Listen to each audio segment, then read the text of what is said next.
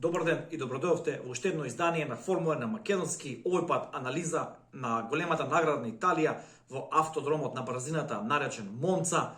1-2 победа за Мекларен. Мислам дека ова беше во тивка најава повеќе години наназад, како што Мекларен стануваше се покомпетитивен, но кој би очекувал 1-2 победа на Мекларен во Монца? На вистина одличен резултат за тимот од Вокинг, Даниел Рикјардо, кој мачеше цела сезона да го пронајде своето темпо, конечно сите коцки му се поклопија овој викенд и за одличен перформанс во петокот. На петочните квалификации, во спринт трката, кога Мекларен ги изненади сите со стратегијата да стартува на најмеката компонента на гуми и при тоа придоби по 2 позиции и со пеналот на Ботас кој го испрати од пол позиција на последното место, на вистина капитализираше. Даниел Рикјардо со одличен старт го превзема водството и понатаму не погледа наназад, иако Макс Верстапен постојано му дишеше во врат.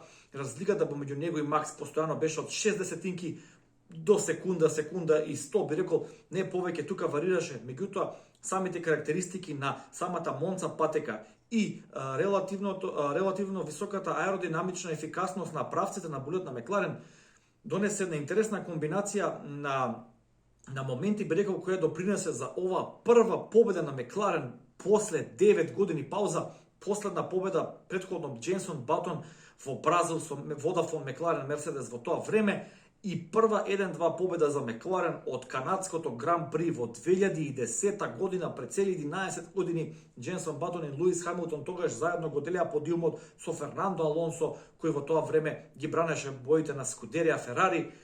Би рекол, од аспект на трка, првата половина од трката, исклучувајќи го самиот старт, беше доста мирна трка, доста нетипична, би рекол, за Монца. Видовме како Валтери Ботас ги ниже еден по еден болидите, стартувајќи последен, полека пробивајќи се кон средината, кон напред. Меѓутоа, вториот дел од трката, би рекол, после првиот бран на питстопови, навистина донесе драма, директен судар помеѓу Луис Хамилтон и Макс Верстапен, на кој предходеше лошиот, неверојатно лош питстоп на Red Bull, нешто на што не сме навигнати. Навигнати сме постојано да ги гледаме механичарите на Red Bull како прават перфекција од питстоп по 2 секунди, нешто што се граничи на лимитот на човечката можност. Меѓутоа, едноставно овој пат не ги посака среќата, дојде до мала конфузија кај еден од механичарите на начинот на промена, односно на начинот на означување дека промената е завршена кај задниот десен пневматик или кај предниот десен пневматик. И тука дојде некоја забуна, 11 секунди се задржа стационарно во место Макс Верстапен, целиот питстоп околу 30 на секунди, што го веднаш исфрли на патека до Ландо Норис и Луис Хамилтон, кој па Луис Хамилтон веднаш реагираше еден круг порано, направи питстоп како би го престигнал преку пит Макс Верстапен во директната борба за титулата. Ландо Норис успе да се протне напред и позади, би рекол, типичен тркачки инцидент. Луис Хамилтон, излегувајќи во боксот, веднаш отиде широко во лево. Ќе закачаме до видео, се надевам дека FOM менеджмент нема да го блокира ова видео и да го тргне од мојот канал. Ќе закачам краток клип од 10 секунди кој верувам дека сега го гледате. Тргна на лево да брани, што му е дозволено, би рекол, бидејќи сепак неговиот болид беше напред. Меѓутоа Макс Верстапен доаѓаше залетано стартно целата рамнина и влезе во тој свиок широко, во првиот свиок десно.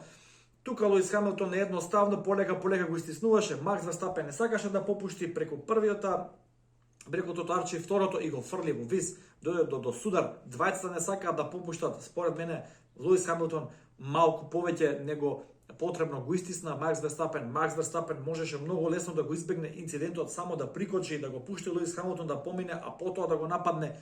Меѓутоа, тука веќе знаеше, верувам, дека со брзината на Мерцедесот на правците трката за него во аспект на позиција ќе биде завршена. Според мене, тркачки инцидент, немаше потреба од апсолутно глубавата казна која стојарите му одделија на Макс Верстапен од 3 места, казна од стартување на 3 места подолу на следното Гран При. Не сакам вака вештачки да се одлучи шампионатот. Вокален бев и за она Гран При во Белгија, за СПА, начинот на кој дојде до откажувањето, не за самото откажување.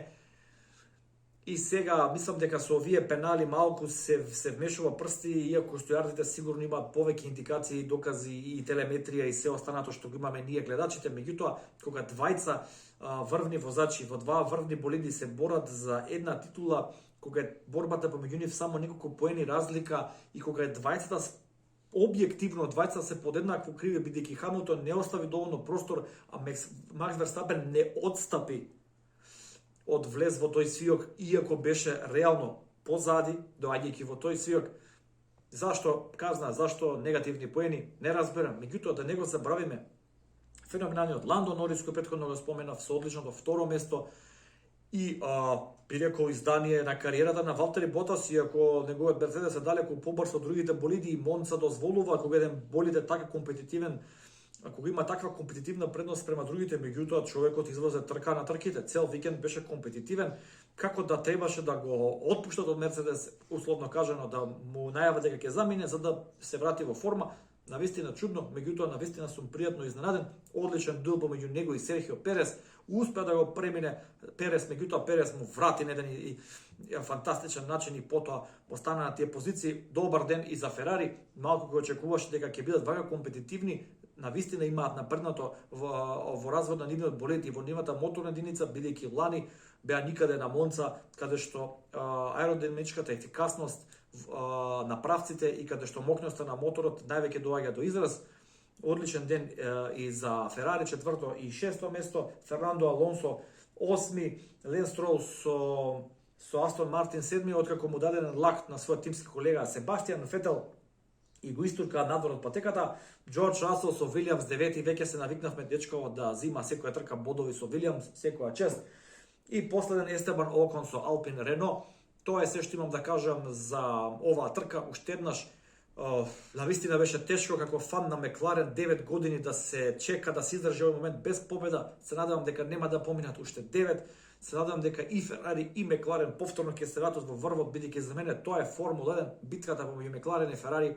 Како дете сум израснал со таа битка и сакам повторно да ја гледам. Сега го сакам да го видам и Мерцедес, и Red Bull, и Williams, и Алпин Рено, и Астон Мартин, да имаме едно интересно првенство. Се на се, ги очекувам вашите коментари и се гледаме во некоја следна прилика. Поздрав!